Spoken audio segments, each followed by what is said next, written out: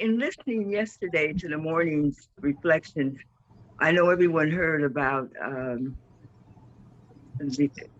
what people around the world thought about Queen Elizabeth II as she has released her physical body. And they said she was dead, but she's with life, and long live the king. And now our group, I kind of wanted to just bring this in because our group has been founded on world unity and leadership. And we honor leaders. We honor all of those. ICUJP was started by Reverend George Regas and Jim Lawson 20 years ago at All Saints Church in Pasadena, which involved the Baptist, Methodist, Muslims, agnostic, atheists, Catholics, Buddhists, imams, ministers, priests. It's just all people of all colors, and still it's working through that. But the key right now is, and what I'm seeing, is that each one here can find their destiny. And in finding your destiny, it's strengthening your mind, it's strengthening your heart, strengthening your spirit, and strengthening your brain.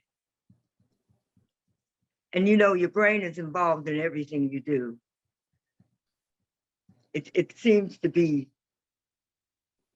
in your head, but it's basically in your heart, your mind, and your spirit. So just coming through now with yourself and your environment and who you are, you can go forward and just knowing that you can become clear on the purpose of who you are, your spirit, and what that purpose does mean to you. And if you're clearly working on your life purpose now, or is it that things are changing and it's okay to make the change? Do you have new dreams and new visions, no matter what your age is? That you can take responsibility for that purpose, no matter what the change is, or even if it stays the same. Your fingerprint and DNA are continuously connected to that divine one thing or one power, that energy that we call God. And just knowing that you are really worthy and understanding that, yes, you are worthy to continue to grow and go forward, no matter what your age is. So I'm saying all this to you because of the time right now and of the work that we're going to have today. And I pass. And thank you, Linda, for the unity here. Thank you. Apologies, Ruby. I'm sorry I missed the reflection, and thank you for doing that.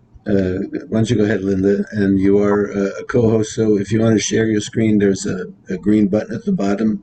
Usually it says share screen, and if you click on that, if you have any audio to share, you have to make sure that you click the button for that as well. I see a green button on the top. Okay. Is that it? Yeah, it does it say share screen? Yeah. Video.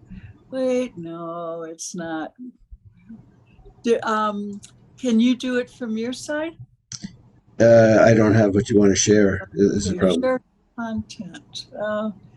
Boy, because yeah, if it's if you're on a tablet, it might say something else than share screen. So if it says share anything, a button with a green screen with an arrow on it of some kind. Oh, you would think so, wouldn't you? It's always the technology, isn't it? Sorry. There's little buttons on the top right, but there's share content. Yeah, try that one. My Google Drive, Box, website. No. Yeah, website. No. Website, really? Website URL. Does it show you some image of parts of your screen, the rest of your screen? No? No. You're probably on a laptop. Well, why don't you go, I'm sorry, we didn't work this out. I wasn't prepared to be the host. But yeah. So I can see all of you. Yeah, go ahead. Yeah, we see you fine. Right. Okay. Well, it's always the technology. And that's why I guess that's why we have to get beyond linear thinking. So last time I was talking to you, I was talking about my book, Jesus Rode a Donkey, Why Millions of Christians Are Democrats. And it's in its fifth edition, and it's going, I hope to do another one in 2024. So this time, I'm talking about this book, Beyond Linear Thinking, Changing the Way We Live and Work. And I'll kind of thread a certain biography into my talk, since you said we want to know a little bit about the background. When I entered the film industry in 1980, having come out of theater, and I felt incredibly competitive, that every time I saw somebody's success in the Hollywood Reporter or Variety, I'd get this terrible feeling in my stomach. And I was trying to start a business as a script consultant. It was a job that didn't exist, and I just wanted to do it. I made it up. And it was so difficult to get it going. So I just felt all these forces and went around a great deal of the time with a knot in my stomach and very jealous and very competitive. I began to think maybe that was not the way to live. So I started to explore this whole idea, what's the alternative of this competition? I entered a program at Immaculate Heart College Center on feminist spirituality.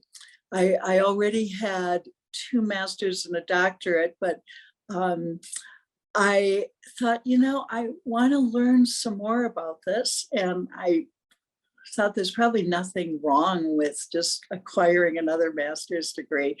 So I wanted to explore, if you don't do linear thinking, which is the model that we have had for about 5,000 years, what do you do? How do you think through your relationships? How do you think through your career? How do you think through your religion and spirituality? And I began to think about the line. This is the way we usually think about life, as we think about this linear model. And I thought, if you don't follow this model, since this is a metaphor, what do you do instead? So I began to examine what the line was all about, and I began to research alternative models.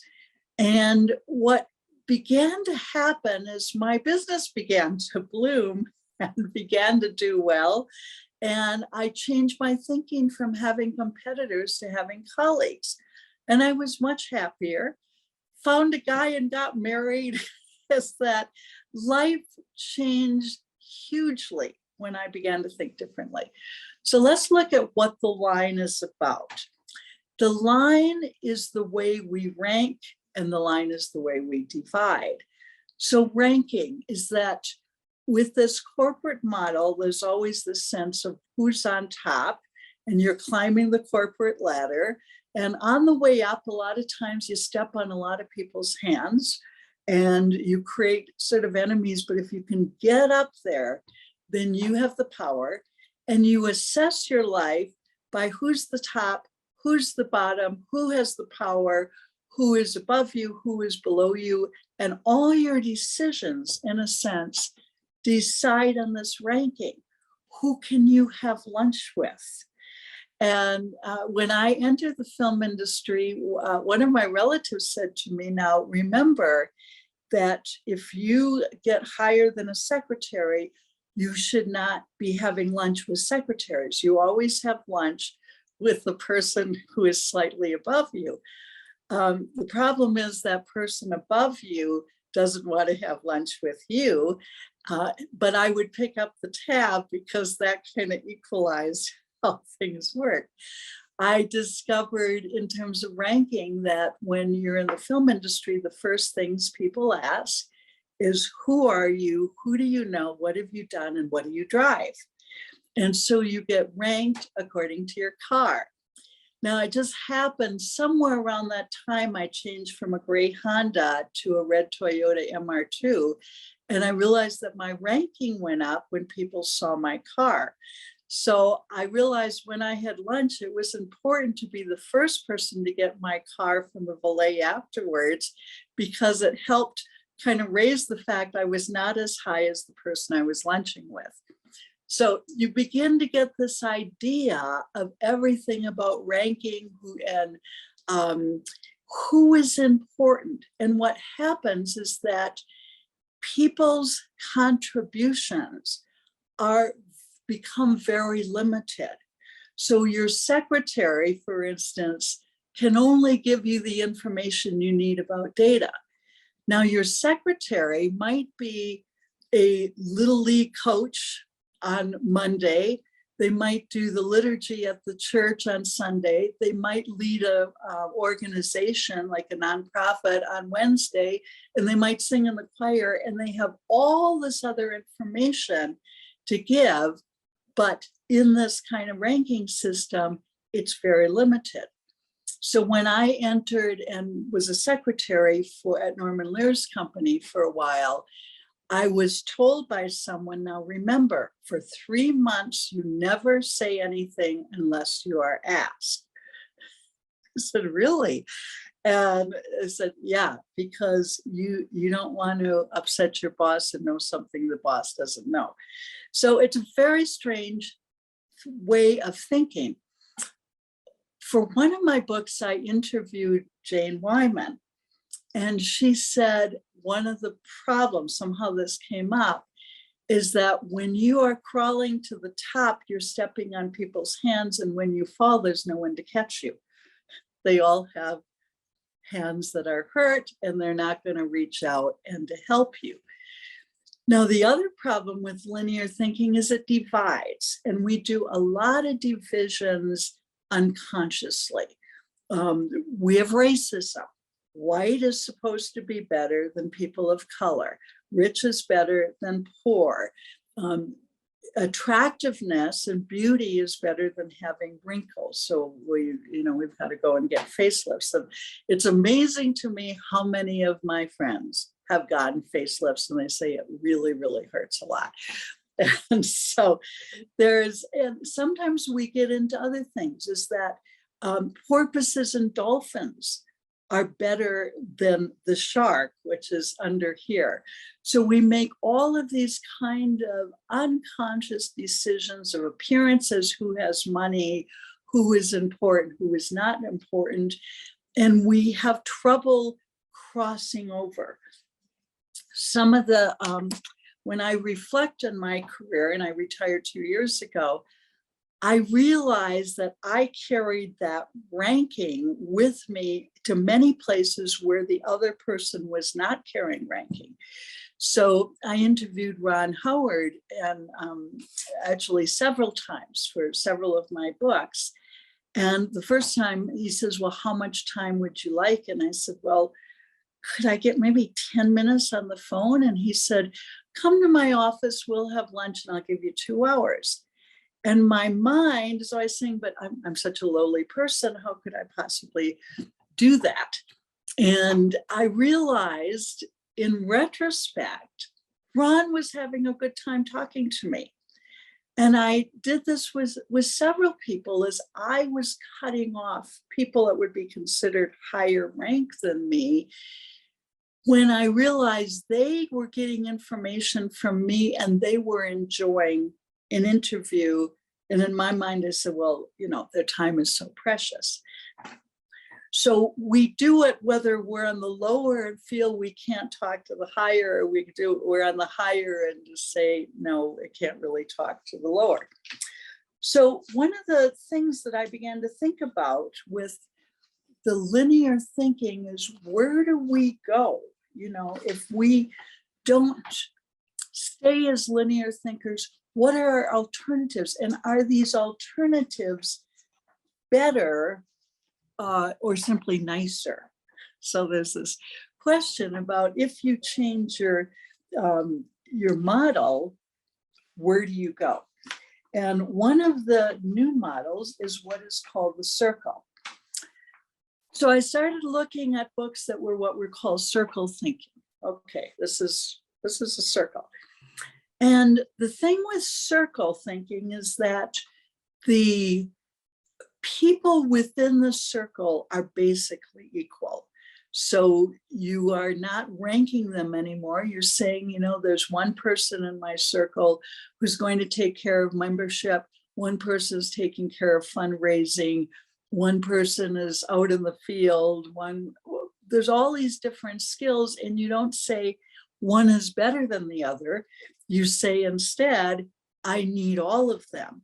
And I want to encourage all of these skills and pull them together and recognize contributions. Now, sometimes in the circle thinking, there's what's called the dot in the center. And the dot in the center is the person who might be in charge of keeping the project online, but they don't carry more authority. They're just the person who says, we're going to get together at such and such a time, and so is going to lead the meeting. And by the way, I need to check with everyone to see where you are on your, on whatever it is that you are doing. So the circle thinking has started to be used in a number of corporations. Zappo Shoes goes into this kind of thinking in terms of a different kind of model. Before Saturn Cars went bankrupt, they were using this, but I don't think they ran into problem because of the circle. But there were all these different groups. Procter & Gamble uses it. The United Nations. I went to the 1995 UN Women's Conference in Beijing, and all these different people had to agree on what we came up with. And there were 40,000 people there, and they did. NATO, we're looking at Sweden and Finland and saying, are they going to join? Well, everybody's got to be on board with that. So it is a different kind of thinking than saying this person gets to decide. I had heard from somebody that Pixar, animation studios, certainly one of the two most successful, perhaps the most successful, uses the circle model. So I got an introduction from somebody, and I did a private tour in Emeryville of Pixar Studios. Generally, when you come into a corporation, you see the receptionist, and then there's a wall that's keeping those powerful people out unless you are allowed to go through the gate to actually meet them. In Pixar, the receptionist desk was over in a sort of to the left, and there was all this open space. There were sofas and chairs and all different ways of conversational places for people to meet. There was an open cafeteria. There was a table on the right, which was collecting toys. It was around Christmas time. The idea in Pixar is you bring your creative and your technical people together so that they had actually bridges. The technical and creative were close to each other, and there was a bridge in the back and a bridge in the front so that you could do a lot of meetings. There was a lot of meetings almost daily. Wherever you were and working on your project, you could meet, and you were encouraged to be vulnerable. If you were frustrated, you were encouraged to say, this is where I am, and this is the breakthrough I'm looking for, and somebody else would talk about that breakthrough. It was a lot of sharing of ideas, and it was also the idea that whereas work and play are cut off in linear thinking, they are connected. So they had a swimming pool, actually at a bar. Nobody was drinking at noon, thankfully, when I was there. But there was the sense you can socialize. When a movie has its rough cut, the families are invited. I think there was a soccer field. There was lots of opportunities for people to connect as opposed to divide. It's interesting in linear thinking, some of these divisions. I had met somebody, it was a secretary to one of, let's just say, one of the studios or production companies. And I had been talking to her boss a couple times. We had meetings, but she was so helpful to me that I asked if I could take her to lunch. And when I went to pick her up, the boss saw me and he was totally shocked. I mean, the look on his face, like, and I said, well, I'm taking Terry out to lunch because she's been so helpful. And it was kind of like, well, now wait, where do you fit? But in circle thinking, it's like, well, yeah, of course, this is what I would be, we would be doing. So we begin to think differently in our connections.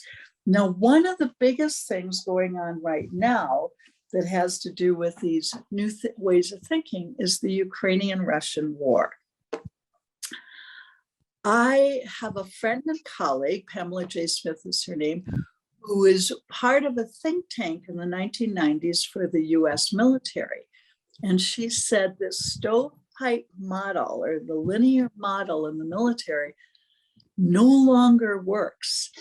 And so the military began also to change their thinking model and to change it to more circle model.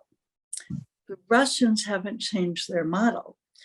And if you've been following the Ukrainian war, you might notice that the generals keep getting killed. Now, why do the generals keep getting killed? Because in the linear model, all the power is at the top. So the generals in Russia is that they tell you what to do. And in order to tell you what to do, they got to be there with the troops, which means in a dangerous place. And if they get killed, nobody else knows what to do. They're just immobilized. So the new thinking model in the US military that is also in the Ukrainian and is also in other militaries is more of this circle model. And so that the people underneath can immediately take over. So the general is usually not on the battlefield. And there are the people that say, okay, general gets killed, captain, major gets killed, captain gets killed. Well, the private's gonna, like, okay, we all are ready to move into some position as is needed. And some people say one of the reasons that Ukraine has been such a surprise to the Russians is that they don't understand what is going on.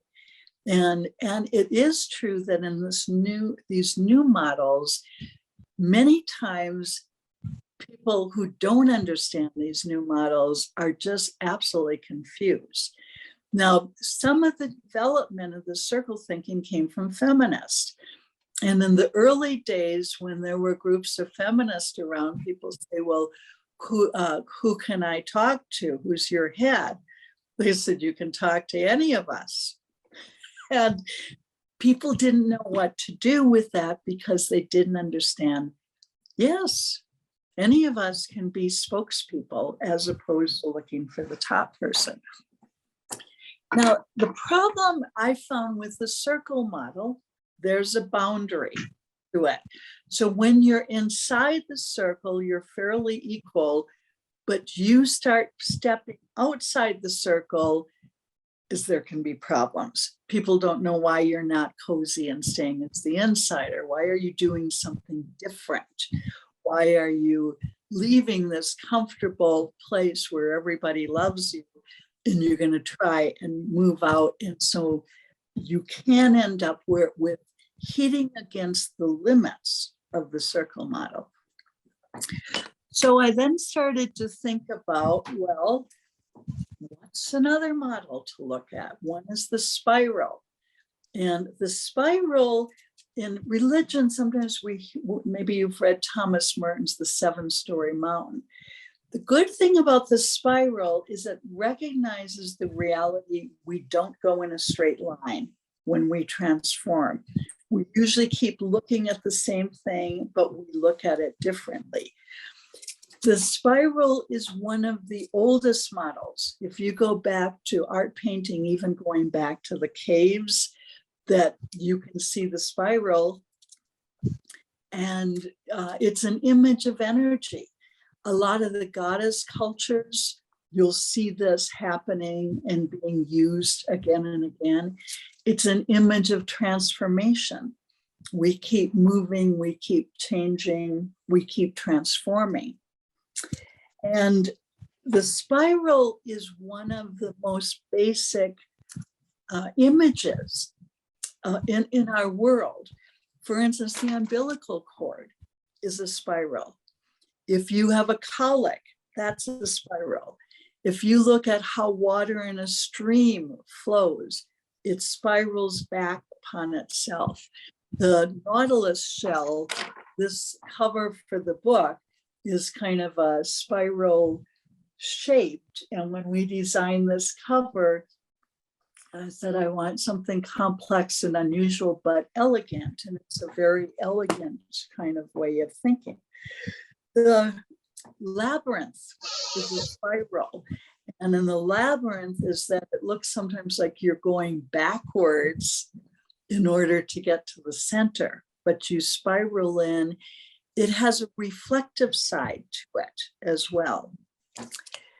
The problem with the spiral, there's a couple things where might not be the best model. One is you can spiral so fast you get out of control. And so we all know people who got in the space rat race faster and faster, and they're frenetic, and they're concerned, and the energy, because it's such a good image of energy, the energy can go up like a vortex and get out of control. It can go down into depression and mobilization. And it might be that we all know people who have spirals someplace where they just came to a dead halt and nothing was happening. It's also an image that's a little more individual. So we think about going around, but it's our journey. It's not a social journey. It's not necessarily a global journey. It is more like an individual journey. So then the question is, if you don't do the line, the circle, or the spiral, what is an image for the future? Now I'm going to push my table back for a minute to show you it's the web. So, and I made a smaller, if we did this in person, my web is very beautiful. And I had somebody, an artist, make it, and it's on one of those, those lighting things that they use when you have cameras and the light reflections, and it flicks out, and it's very dramatic. But since we're not doing this in person, I drew a web. So I had heard, somebody said to me, well, Robert Reich, the former Secretary of Labor, said, the image of the future is no longer the line, it's the web. And he wasn't just talking about the World Wide Web, but he was talking also about the spider web. Now, but it is true that this image works both in terms of the World Wide Web and in terms of the spider web. I did an interview with Tim Berners-Lee, who is the person who created the World Wide Web. And he said, I saw it as an image of connection and relationship. And if you look at the image of a spider web, there is a line, but the line is connection rather than ranking and division. There is a circle. The circle keeps expanding outwards. And there is a spiral in spider webs in order to form the web. So when I was coming up with this idea of web thinking, I looked at a lot of spider webs and I did not always see the spiral. So I asked a researcher, find me the spider expert in the world. I don't care where he is, I want to call him. And she said, he's in Zurich, Switzerland, and he will take your call.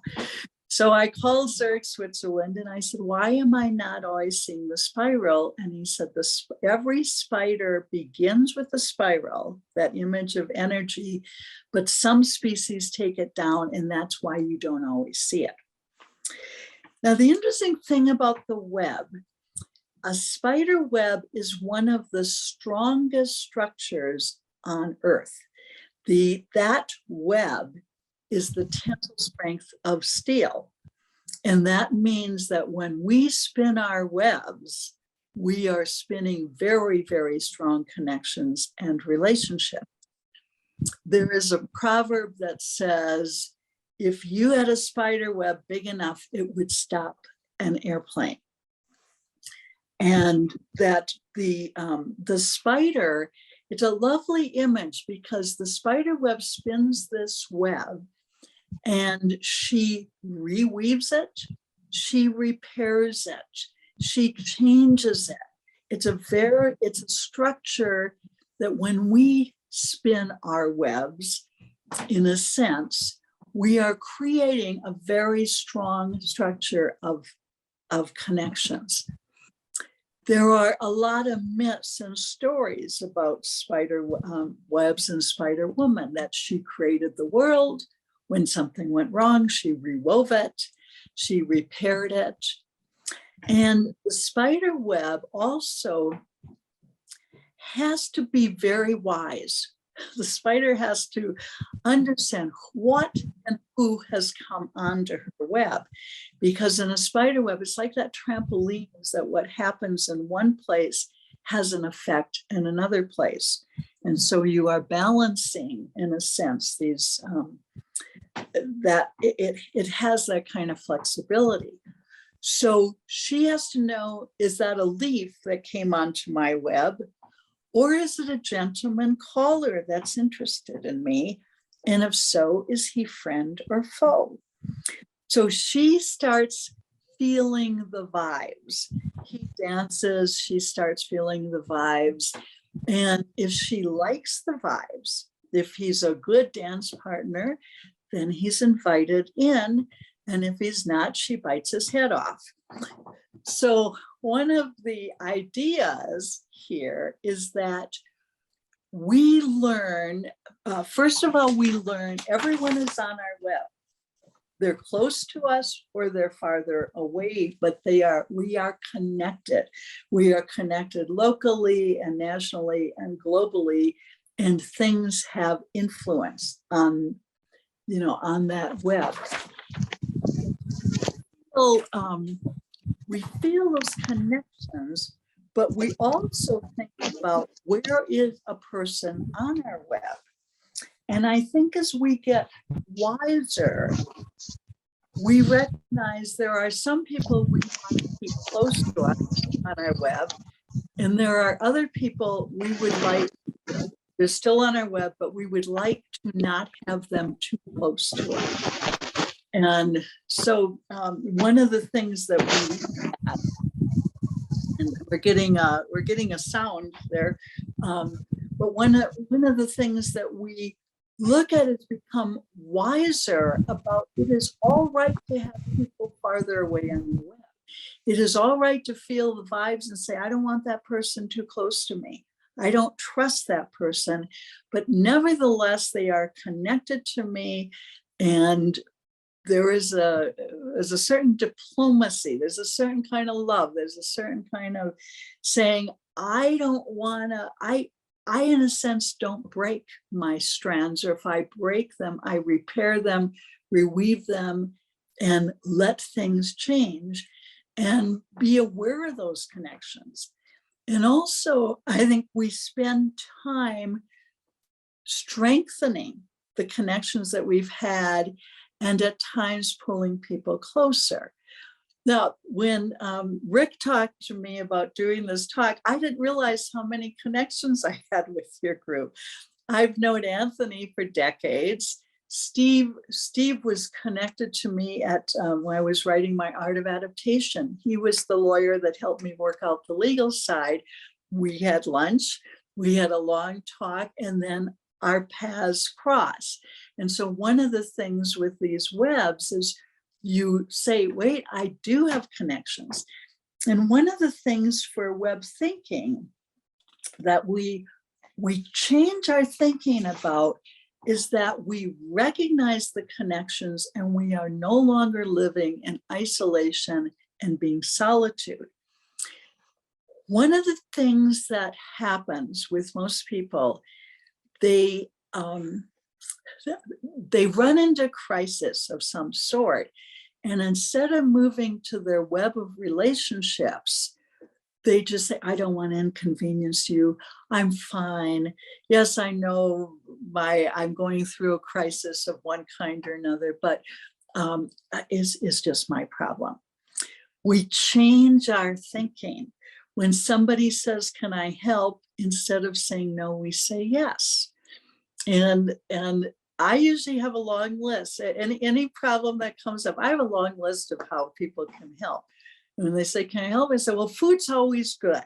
You know, if I'm going through some crisis, or my husband had surgery a couple of months ago, and I'm now a member, I remain a Quaker, but I'm now a member of the United Church of Christ as well.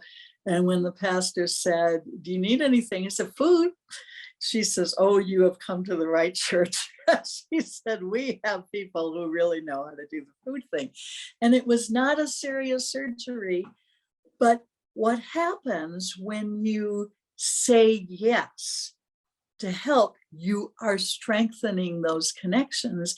And now my community is stronger because I accepted help from this person and that person. And then many times you have what's called an exchange.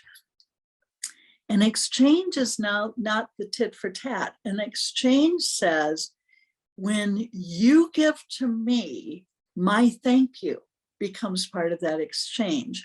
Or I might give a gift back to you later, or maybe I give you food. But there is this flow in web thinking. It's an exchange of energy, it's an exchange of goodwill. It is the sense of, back and forth.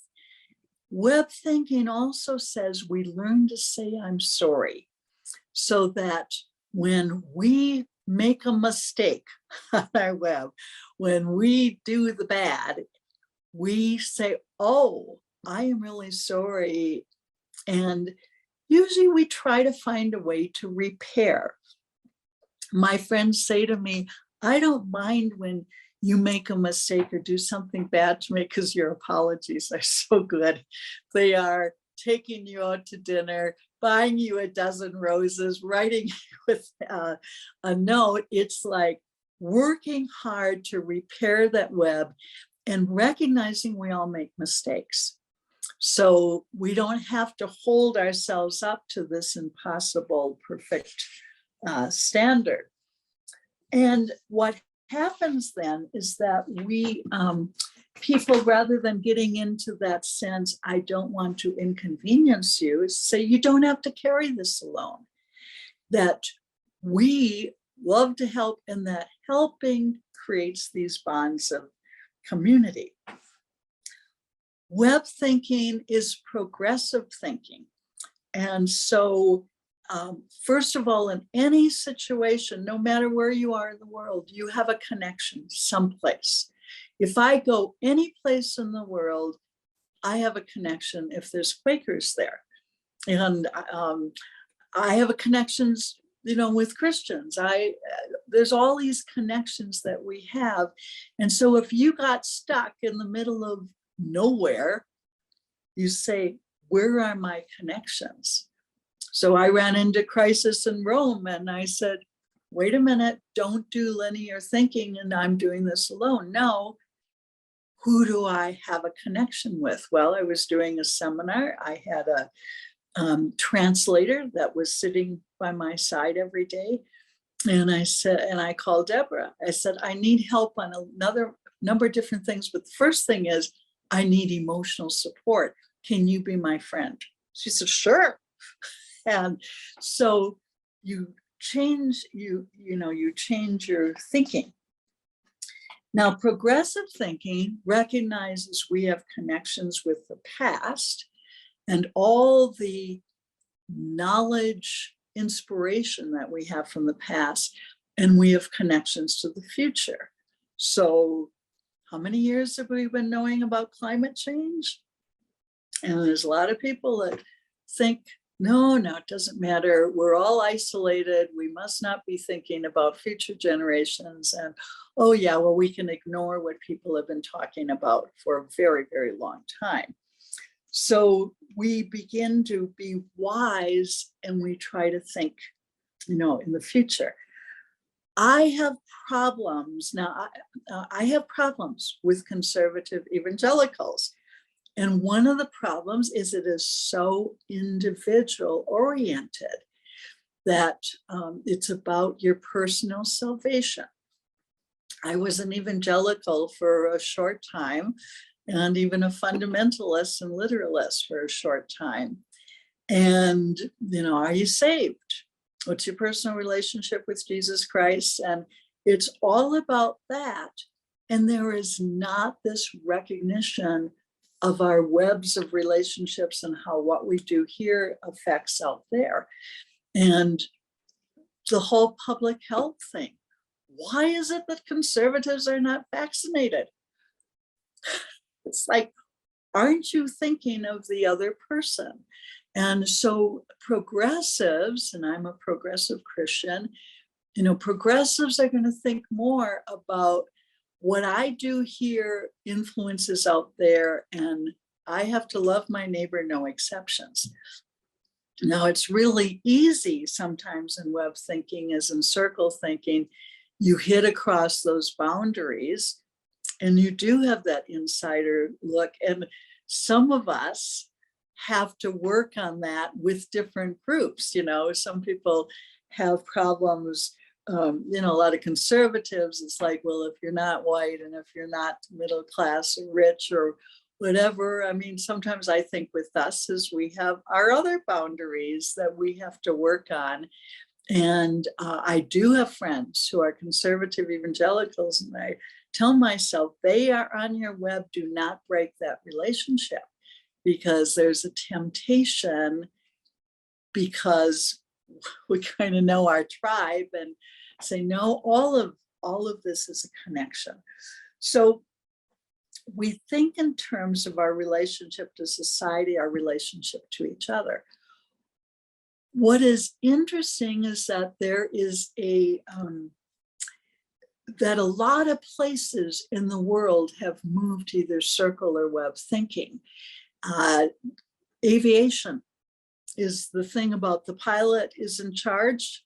You say that's how almost every airplane accident that has, they have analyzed, pilot error comes up a lot because the pilot is in charge and you don't think about other people. And the great stories in aviation, like the Iowa City where they lost their hydraulics, what did the pilot do? He immediately changed his model of thinking. A flight attendant came up and said, there's a pilot in the passenger, should I bring him up? And he says, yes. And there was not only the help, getting all the help he needed to work together, but emotional support. In that cockpit, the pilot, whose name was Ellen Haynes, kept saying, how are you doing? Okay, next. And so, and another place is called crew resource management is hospitals. You know how the doctor's been in charge? So what leg are we supposed to amputate? The right. And the nurse is not, or somebody else is not supposed to say, wait a minute, let's look at the chart again. It's actually the left. Oh yeah, oh, okay. So a lot of places are making these changes. And we change in terms spiritually. So God might be transcendent, but God is also our unity with each other.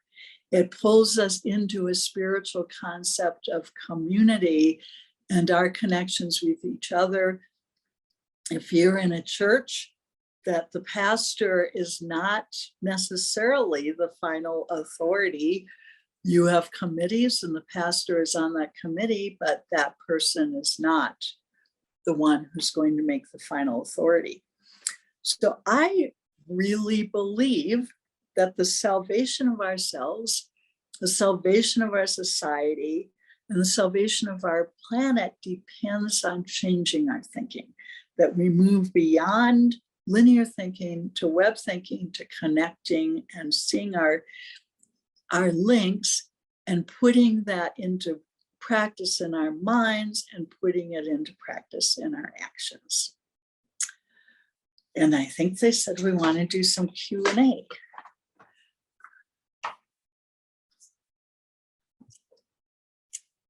So questions, comments, thoughts?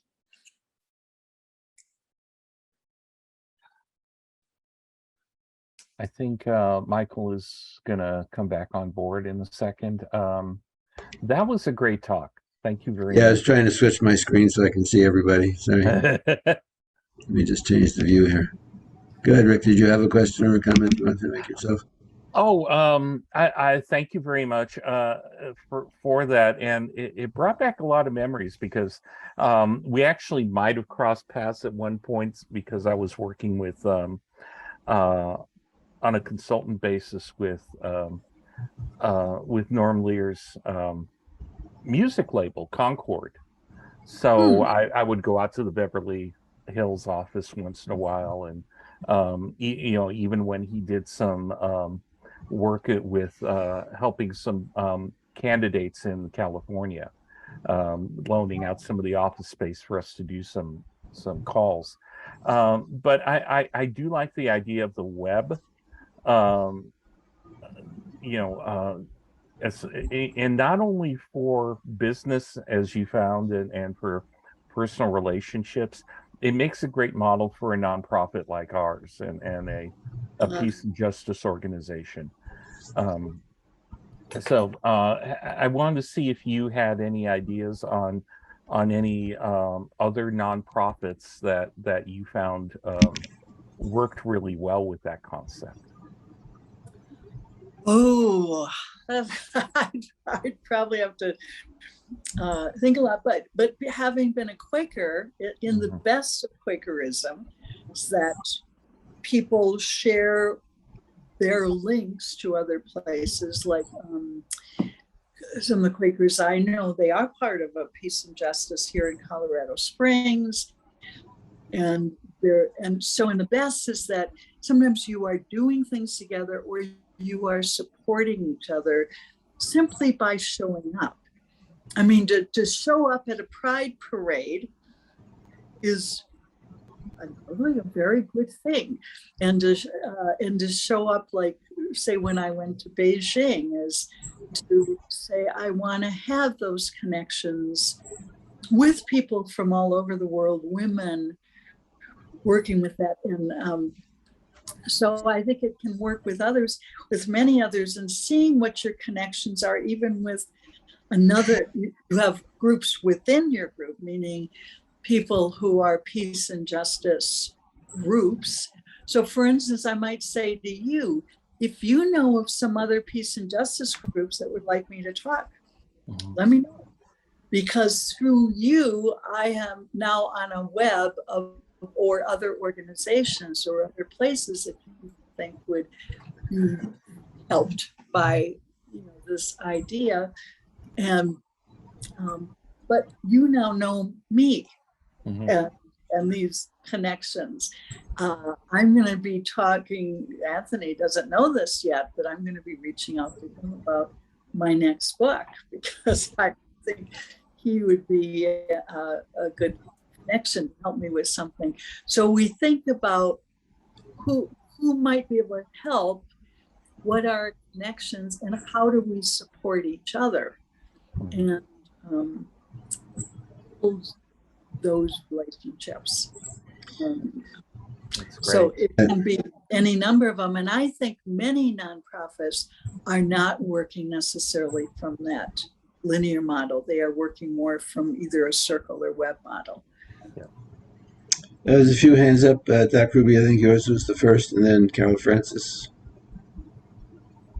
Oh, I thank you. Because when I think of circles, I think of the children and in the kindergartens, and it's what we did. Anytime you want to control, you put them in a circle so that each and everyone can share or see each other and everything. So, going from linear to circle. And then when you spoke of the web and the web of the future, and the web being the strongest, one of the strongest powers on earth, I started thinking about the web from what you expressed. And then I was thinking, we're all from a web, God's web, if you truly believe that everything came from God on earth, even though it's okay to be in, different thinking, different nationalities, different religions, or whatever models, but to get together and to share. And then the picture, that you expressed. So I really enjoyed your talk, Linda. And, I really agree with this type of progressive thinking. But I think what it is fear.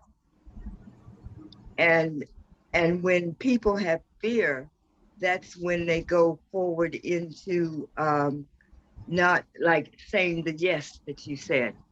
You expressed saying it's okay to say yes, because yes strengthens connections and other things. So thank you very much for your talk. And I want to stay connected with you. Oh, yes. It's easy to do. It seems like I know you too. My family was from Colorado, so I'm not sure. But yeah. Well, one of the things you're talking about is we change away from the us versus them thinking, and which takes a certain consciousness raising. And we try to be informed. One of the ideas in linear thinking is the top person is supposed to know everything, and knowledge is not shared, it is guarded. And you have to be very careful, because if you let out the knowledge too much, the other people know what you know, and then they you say, oh, we can't do this because I might lose my place on the ladder. And when you change that thinking, you also change from competitors, where you are competing, to colleagues. And when I had this crisis in Rome was one of my, actually Kathleen Lozier, one of you knows Kathleen, when she had breast cancer, I was in Rome, and her son was my godson, which meant anything that happened to Kathleen, we were going to be suddenly parents. And it was important for me to come back from Rome, and I was partway through a rather long trip. I had 3 more places I was supposed to speak, and I said, I got to go home. But I also have a responsibility to these other places. And I called a colleague of mine. I first asked my host, would you like me to find somebody who can come and speak for me starting next week? And because I had changed my thinking from competitors to colleagues, I knew the other good teachers in screenwriting. And so I called, her name was Sarah Marks, and I said, can you come and speak in Copenhagen, London? And she said, yes, when? And I said, in 4 days. And she said, I'll do it.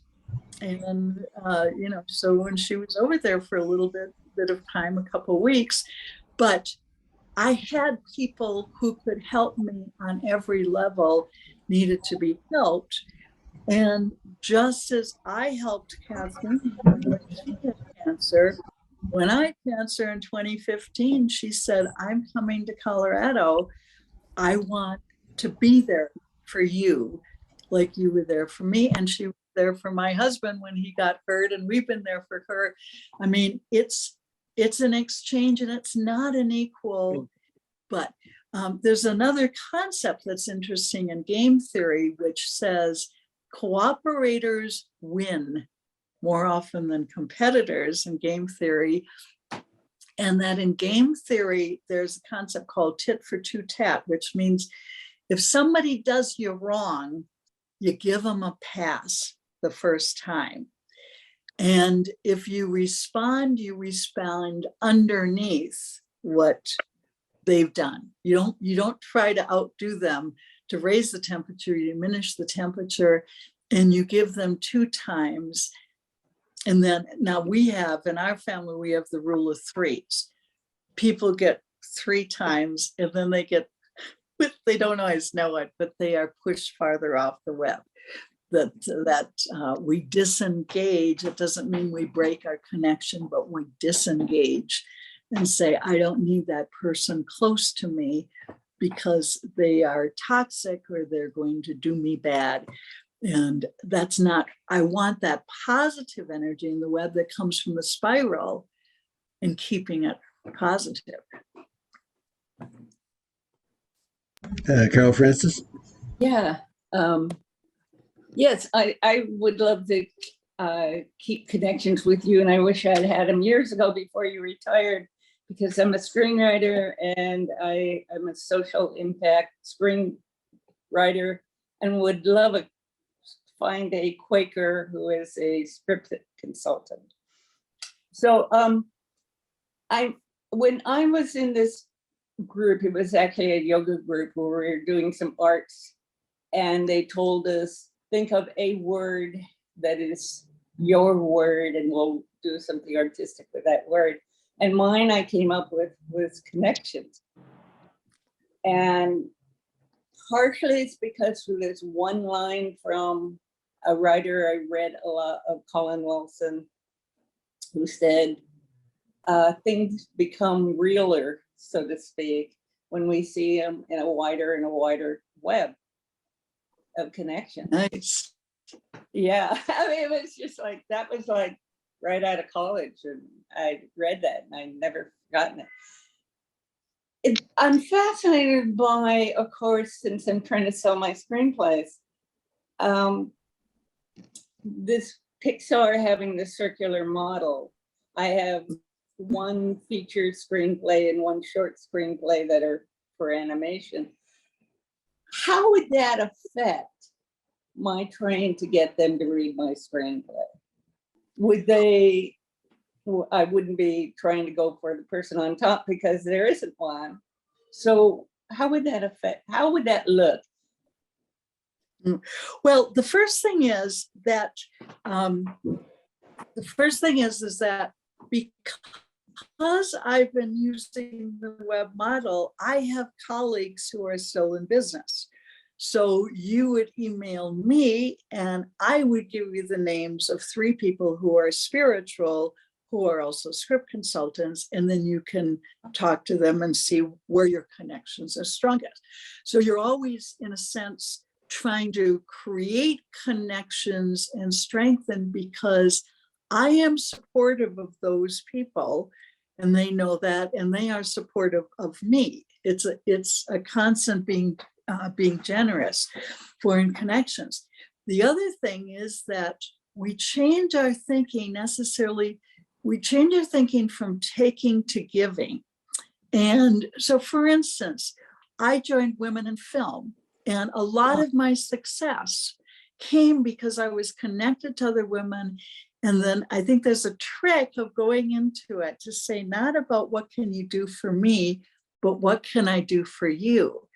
And what's interesting is that we have things to give, whether it's to other animators. I mean, I try to, say, when I meet some animators and not go into that meet and not go into whatever that social occasion is by saying, I have a script and could you read it, is to go in and find out more about them. And so because I always had this idea, well, I have nothing to offer the people that are higher up. And I began to realize I did, that I had something to give them. And so there is this spirit that becomes not of the needy, let me grab onto you and hold on to my position, but how can I make connections and what do I have to contribute to those connections? And probably you would meet some people who say, well, here's how I did it. And you start talking and someone says, well, wait, I met somebody at this conference. Oh, let's share resources. We don't guard information, we share, we share information. The other thing that might be of interest, my previous book was on creativity and spirituality. It's called God's Part in Our Art, Making Friends with the Creative Spirit. And so it has a lot of concepts of that relationship as well. But I'd probably get into some groups and start making connections and also not ranking those connections. One of the people who was the most helpful to me in my career was a woman named Karen Jacobs in San Francisco, who she arranged for me to come up and speak with the women in film in San Francisco early in my career. Karen was a connector. She knew everybody. Any place I went in the world, I said, Karen, do you know anyone in Milan? It would be, I'm going to be in Milan for 3 days. Oh, yeah, she'll invite you over for drinks.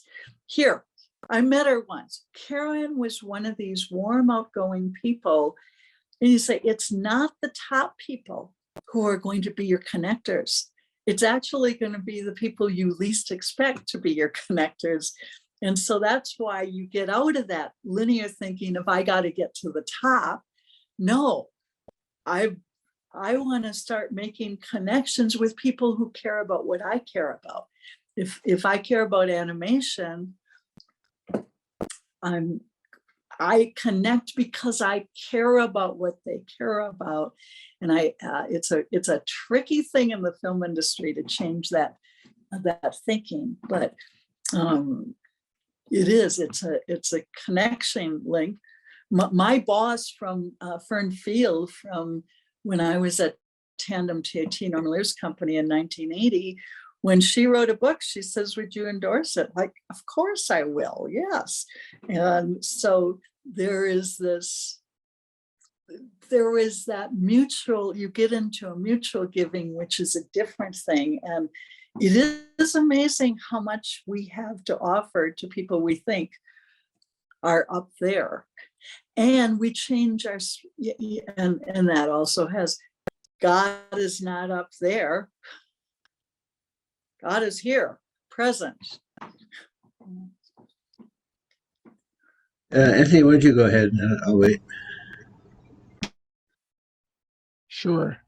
Again, it's really a joy to hear you speak, Linda, with all your wisdom and experience. And it's helpful, I think, for me in the work I'm doing around housing justice to sort of undo the linear thinking that many people have about housing. Namely, the goal in life is to get a house with a picket fence around it, or better yet, in a gated community where you're separated from other people. Or if you're lucky, get into a single family neighborhood where your elected officials will do all they can to protect your neighborhood from those people who might want to move in who are lower income. So, undoing that kind of thinking is essential in the work that we do. And what we're finding is that everybody matters. To change the thinking of a city is to make people aware that everyone is needed. Low-income workers are essential workers, as we found out during the pandemic. They are not paid enough to be able to afford to live in the cities where they work. And that's a problem. And even our homeless residents, have a role to play in all of this work. They have lived experience. Some of them are hired by homeless service providers. and they can be advocates for homeless housing, for permanent supportive housing. So we work with everybody, and our goal is to sort of change the thinking in our city so that it's not just geared towards the wealthy homeowners, but to everybody, and to think of the city, and this is a term the Pope used, as human ecology, where everybody has a role to play in the life of the city. And a healthy city is one where people from all socioeconomic backgrounds have a place, a decent place to live, and a role to play in the city. And that's a big job to change that kind of thinking, because so many Americans are caught up in the, I want to have my little castle, my home, separate from everybody else. And that's a fantasy, because that's not how life is. So I'm so grateful to you for sort of bringing up this concept of web thinking. I think we'll be using that concept in the work that we do. So I think it's important to see that we are interconnected in that way.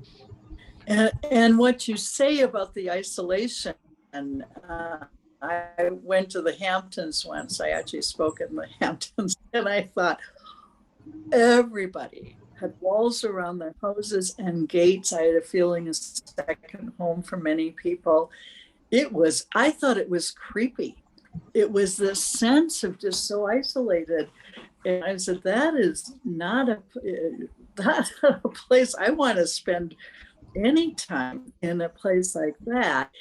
And then, of course, the circle, the cave, the courtyard, the connecting, the places where people can come together in community. It's such a great circle model, and it's the beginning model. I mean, we started out with the cave and the campfire and the courtyard, and not with the gate, or the line. And I also found those are they're such warm and cozy and welcoming images. I mean, when I was in both in the Philippines working with the poor, and also I was in Cambodia and Thailand, and as in this village, no electricity, and they literally have pretty much dirt floors, and there's a little circle in the middle where they will make their campfires or whatever. And my host, he said, if you want to go in, I said, of course. And, sat there with some of the other people. And it was interesting. Later, the host said, you're about the only person who ever went in. That most people, they just stand in the doorway when they're in groups like that. And I discovered, which surprised me, I really am comfortable with the poor. I didn't know that till I went to the Philippines. I did it as part of my master's in feminist spirituality for 10 days. And I said, they know an awful lot, They have such great connections because they need those connections so desperately to work through things. Once I got my teacher at Immaculate Heart Center has said, you don't go in as the middle-class white woman who knows everything. And once she got out of my head is you listen and you relate on an equal level. And what a wonderful experience it was to, people told me about their problems. It's like, boy, I don't know what I would do about that. But I would listen and ask questions. And I said, the one thing I know is you keep your community, you keep your connections. But yeah. Yeah, I had a couple of comments and also a question. Ava and I, her youngest son is an animator. Maybe we can put him in touch with you at some point, given what you were saying about trying to help people with the connections, because he's mostly been entrepreneurial and trying to do different gigs. And I guess I wanted to suggest that it's important to understand that what you're talking about is always in flux and in struggle, and I think it's we need to think about that, because For example, we talk about the World Wide Web, www, and it was originally based on, open source, the whole idea that everybody contributes something and it's available free. And then it got privatized, the hierarchy was imposed upon it. The pipelines were controlled, Ruby was talking about, the Queen passing, and, the British monarchy started out kind of mythological, at least the Knights of the Round Table. It's like everybody was equal, and it became, an empire that tried to conquer the world and, colonize. And, or you talk about the Soviet Union, the Soviets were, the councils, the workers' councils, and then it got, transformed because there's that impulse towards privatization, towards hierarchy. So I guess I just want to say I think we need to be conscious of that it requires, really the need to keep maintaining and reinforcing the egalitarian aspect and the horizontal aspect to overcome the tendencies towards, what's in it for me, or the zero sum approach. So I just wanted to share that. If you have any comments, and then Lucy is up after that. I think the way you're saying this is that it is easy to fall back in the old pattern. It's been around for 5,000 years. I mean, there's some question.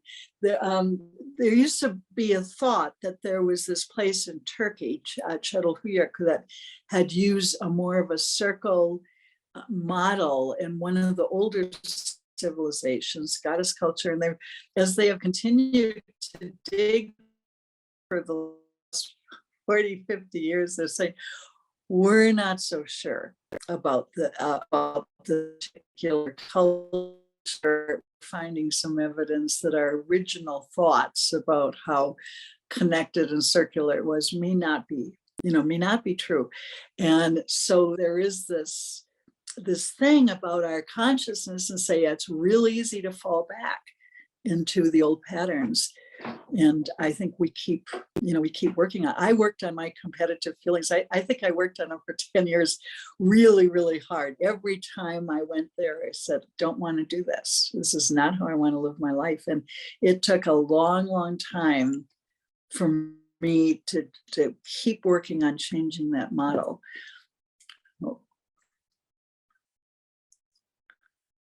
I think you said Lucy. Yeah, thanks, Lucy. Yeah, Lucy.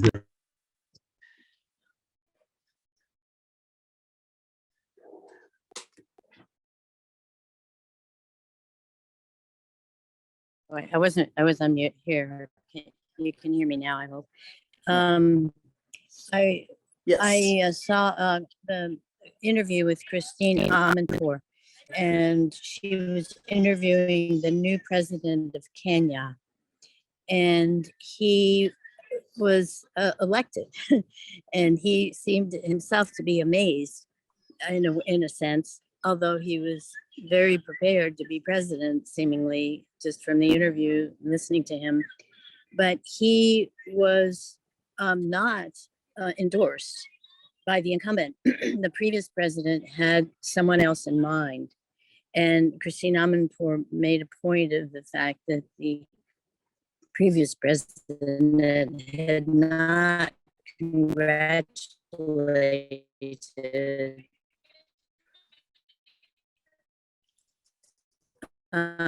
William Rufo is his name, the new president of Kenya. And I've been trying to wrap my head around what you've been saying, and I'm asking you to help me with this. It seems that the previous president had someone in mind that he had chosen on a ranking level, and that he was going to be, and I'm guessing now that it was becoming, he was actually elected by enough votes. So I'm picturing this web with the connections and the spiral, and also you mentioned the Philippines, where people are locally in circles, in family groups. And the most disturbing image was the footage of Somalia, And the new president of Kenya was talking about global warming, and the comment was that the livestock is being lost for lack of water. And people, I mean, as far as you could see, it was just desert and beautiful, colorful clothes, but they're on their feet walking in this footage that Christine Amanpour showed. So I do tend to ramble on because I'm trying to think out loud and get some help with Yeah. how to construct. Yeah. Well, one of the things is, the people that we think of on the top are incredibly dependent on the people who we think of as lower down. What's a president without a good cabinet? We usually sit around a table. They don't do the seating. Let's look up at our great leader. Is say you have to choose good people and then get their opinions, and also think, I'm sure in the cabinet that the housing person is listening to the transportation person who's listening to the energy person, that you have that shared information, not just because, well, that person is the authority, is no, you need these other people. You need to be listening to each other, and you're going to get wisdom maybe in very unusual ways. And you hope that in this case of Kenya, or with the new Prime Minister of England, who was only in there because of certain people that put her in, is say, I hope you start making your connections to win over the other people, and to recognize you've got to build up those places on the web that you might not have at the moment, but your success depends on that. Your success depends on allowing a voice from other people, not just from your particular conservative base. And you might same thing with Charles. Charles III is he's going to have to win over some people and make different kinds of connections, and maybe he can do it. I was thinking suddenly of President Putin and his cabinet all at the other end of the rectangular table. I don't know, it was on television. I don't know if anybody saw that image, but during COVID, yes. He didn't want anybody near him, so they were all. Suddenly, I thought of that, and perfect image. Hasn't been working for him much. Yeah, don't put him around the table. Put him on the other end. Jasmine has a hand up. I'm really I'm grateful for your wisdom, your connection between. I never thought of even when I had my daughter, I didn't think of her as a connection like that. I thought of her as like a part of me. But my question is how can we as interfaith leaders or as interfaith people connect to youth? Because I feel like the youth are the future. So how do we connect to the youth and the young people in interfaith and in the justice movement? I suppose the whole education thing about the part of it is about connections and diversity, and I suppose it depends somewhat on people's educational programs with the youth that are there.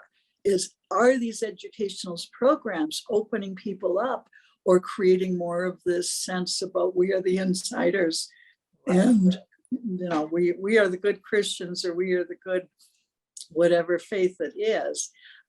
There used to be in Colorado Springs sort of a yearly interfaith kind of alliance get together. I know there's an interfaith alliance in Denver, but there was something like that in Colorado Springs, and I spoke as a Quaker, and I met actually the person from the Baha'i invited me, and I spoke there. And then one of the Muslims, which there's not a lot here, but he invited me to come to a service, and it was interesting, you know, wearing a head covering and sitting with the women, and every single woman came up to me and welcomed me. Let's say that there were maybe 10 or 12, and they let me know when to join in the circle.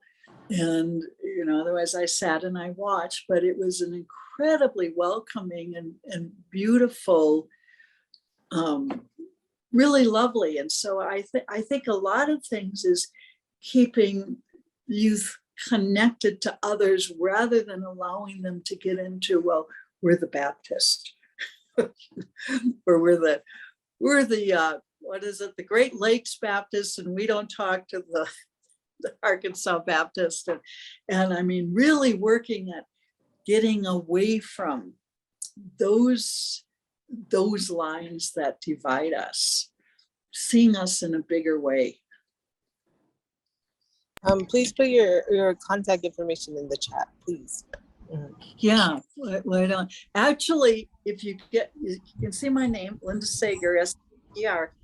I have a website, and the various things are there, but otherwise, Linda at lindaseger.com, S-E-G-E-R, Bob Seger, Linda at lindaseger.com. I did put the website link to this particular book also up in the chat.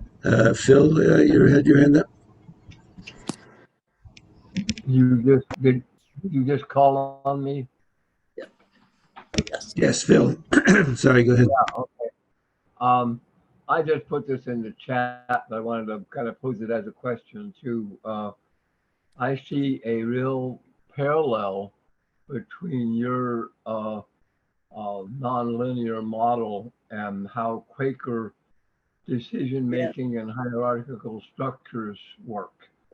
And I was wondering if you see that connection too, or if that influenced your thinking on this.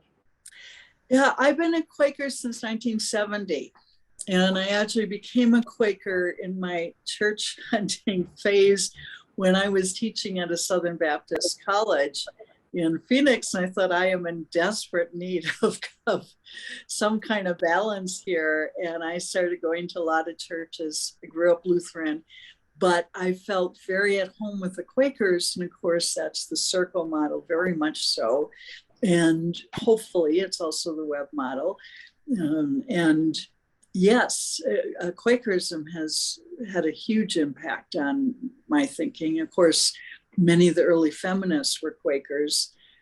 And, you know, so very, very strong influence on so many aspects, not just feminism in particular, but, you know, the first woman doctor was helped by Quakers.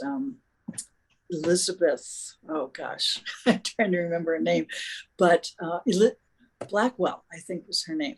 But it was the Quakers that helped in the first medical school class. Most of the people in that class were Quakers. And so recognizing that the equality certainly helped me in business, and it was a model of tolerance, model of kindness. So yeah, they've had that circle model way before a whole lot of other people had it. Thank you.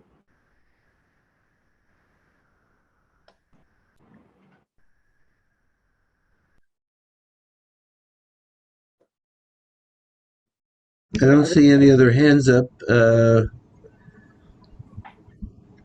but I do think that you stimulated quite a participatory discussion this morning based on the theme. So got a lot of people really talking.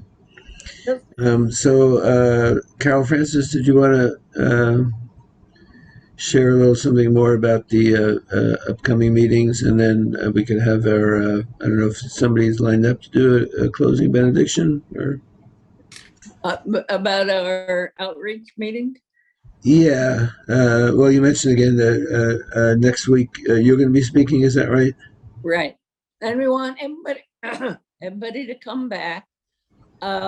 We had originally, as a board, come up with the idea of having something on education, and it ended up being a panel where I would speak for about 15 minutes on my experience teaching in Watson Compton, mostly elementary school, and Steve speaking on what he's been studying about the attacks on progressives in education, and Susan speaking on her peace camp and what lessons school teachers could learn from what they do. And the group that meets on the fourth Friday of every month, which is our outreach committee, took that apart and said, no, we should have 3 different events, because 3 different forums, because that is so important. Education and the attacks on education is so important. So we put that out on the internet. I mean, the board accepted, we put that out, and people said, well, how about not a trio, but a whole bunch, as many, there's just the attacks on education. There are bills coming before state legislatures saying things like teachers cannot teach, they have to teach that socialism and communism are evil, or they have to teach, or they cannot say that this nation was founded by anybody, any of the founding fathers who did not exemplify the ideals in the Declaration of Independence. In other words, I guess mentioning that 4 of the first 6 presidents were slaveholders would violate this law. And so we're looking forward to other people who are going to be speaking on, who are working with teachers union, to get people who are dealing with this. There's, on the Zinn education project, there's a whole page of teachers who are saying, I'm going to defy this. I promise I will continue teaching truth in my classroom, to see where it goes. So I think it's really exciting. We're trying to get more of those people to speak. I did invite Going to say invited Greg. Sorry. What? I invited Greg Foisey, who was on the call the other day. I guess he was working with me on Changelinks and stayed over. But he's been working for several years on a project to do a peace studies curriculum for high school. And he just attended an international peace educators conference in Mexico. He wrote it up for Changelinks. So I haven't heard back from him, but I think at some point we can get him on the schedule. That's great. There's one group of teachers that are suing the state for their censorship, laws of censorship. There's a lot going on. NEA, one of my 2 unions that are united in UTLA, I'm really proud of. They're really fighting for the right to teach that racism and sexism and homophobia are wrong. And we'd like to invite you to all stay after from 9:35 to about a half an hour on the 4th Friday of every month to talk about outreaching to other organizations, what we can teach, that we can help them in their work and they can join us in ours. So it'll be the 23rd? That sounds right. 2 weeks. Sounds like it's the 4th Friday. Yes. Yes. Yeah. There are actually 5 Fridays this month. It's one of those rare months. So is there somebody scheduled to do the closing benediction, or anybody interested in doing that? Mm-hmm. And we can do our also sharing circle of people we want to lift up. Can I, if I just wanted to say something really quick, I think sometimes we get, as progressive community and as a peace and justice community, sometimes we get very bogged down in the world's problems. So looking for stuff that makes us smile doesn't always happen. And my wife Mimi brought up something that she saw that's going to be online in a couple weeks. And this is going to be on, I'll get the date for you and also put it into the chat. This is Arizona State University at the California Center at that their new project that they're doing. It's a talk that they're doing. How should we prepare for aliens to arrive on Earth? And part of it is a very serious scientific idea, but part of it is also just about looking at the world in a different way.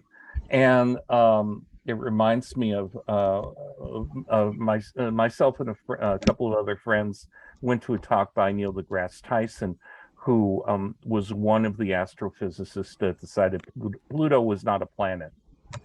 And some of us had T-shirts made up called the Pluto Liberation Project. And we protested outside. It was funny. It actually got some news. But this is one of those things, and I'll put it in the chat, where if you want to, it's absolutely free, and you can either attend or see it online. And I just thought it might be something as a piece of levity that we want to take a look at here.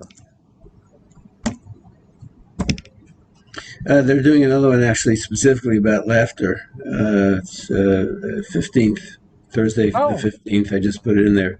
What can we laugh about? It's Gustavo Arellano, Bassem Youssef. It's a kind of multi-ethnic Christina Wong.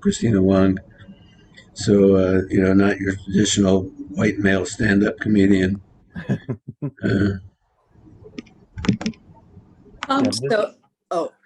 Rick, if you wanted me to do the closing benediction, I'd be happy to. Great, thank you. That'd be terrific. Linda, could you put your email again? Just write it in the chat for us, please. Let me see if I can find my.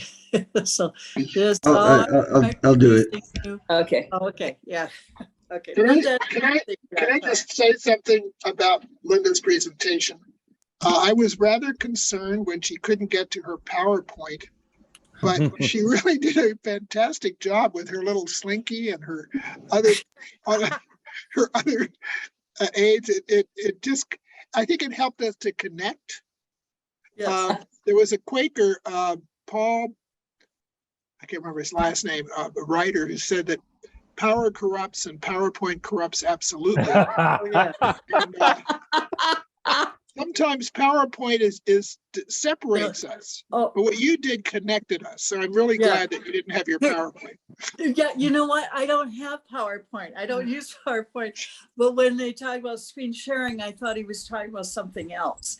So there was no PowerPoint. There was just my slickies and various things that I generally have not, because I feel PowerPoint gets in the way between me and the communication. So anyway, as a closing benediction. I'm sorry, just before we do that, people share if there's anybody they want to lift up or keep in their thoughts. So I did want to say a couple of things. A couple of people passed just recently that we had obituaries for in Changelings. One is Marissa Rubin, Jerry Rubin's wife. The other was Iris Edinger, who was a longtime peace activist, and she was in hospice and then passed last week. And I did want to ask people to think, keep Greg, who is on dialysis, Greg Foisey, and also Lawrence Reyes, who's been here quite a number of times and is having a lot of medical issues because of his diabetes. Thank you. If anybody else. Yeah, I want to lift up my 94-year-old neighbor roomie that I've been caring for some of the time. And he moved into my apartment from upstairs so that we could rent out the apartment upstairs. But recently he fell and I came past this room and he was lying on the floor. It was like the third or fourth time. So he's now going to be moved into someplace that can care for him 24 hours. And I'm going to miss him. And I just want to lift him up. I don't know how much longer he has. But he's 94. He made it this far. Yeah. My friend's son Tavio's in the hospital. Please lift him up and please pray for him.